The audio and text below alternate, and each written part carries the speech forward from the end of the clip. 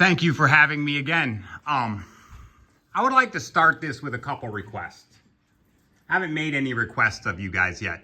These are simple requests. I would like you to stop praying before meetings. I think to be a Christian, it takes a necessary level of sacrifice. You have to have a disconnect to how much you value your own freedom compared to what's right and what's righteous.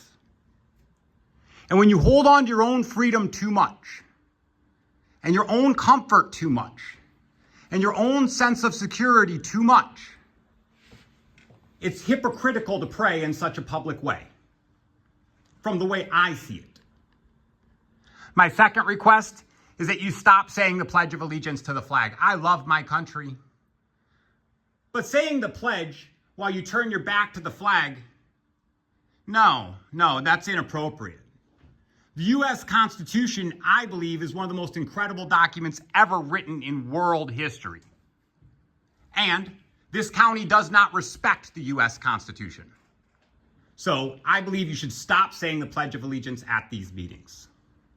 Now, I would like to talk about something I just learned about in Oconee County. I believe that you can judge a people by how it treats its disabled people, how it treats its citizens, and certainly how it treats its criminals. And both things, of course, we want to have sympathy and empathy, but when we let criminals walk free, unprosecuted, because they've earned favoritism with the hierarchy, like the Oconee County Sheriff's Department, that's not right. I want to talk about the story of John Towery. I just learned this. A sex trafficker. He was abusing children in Oconee County. The worst heinous of crimes. He was an Oconee County Sheriff, right? He worked for the Deputy's Department. I don't know his exact position, and I'll get better versed on this. I actually just learned about this today. He was sentenced to 2 years of home arrest and 5 years of probation. Do you know what happens to child molesters when they're sent to jail? I spent time in the Oconee County Jail. You wouldn't put a child molester in general population there, because what would happen would be justified. The proper treatment of a child molester. That's what would happen in the jail system, and I think you should. I think you should find those child molesters and put them in there and let them meet their fair fate, determined by the hands of man and judged by God after. You let this man go.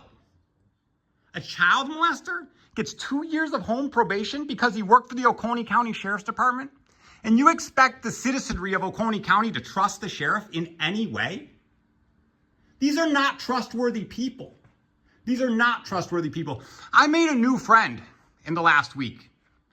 A man by the name of David Hammond. Wow. This is an incredible story. And what a phenomenal man, and what a diligent man. What a great record keeper.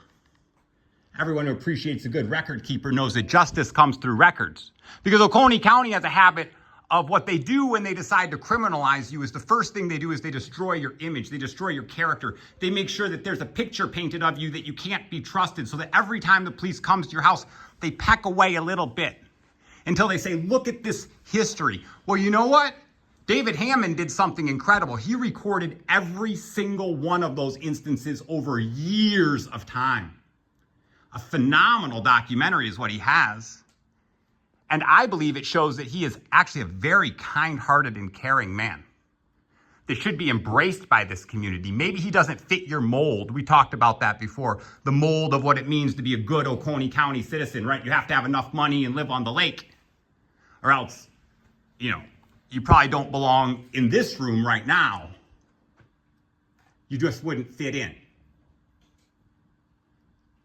David Hammond has been criminalized by a corrupt sheriff's department.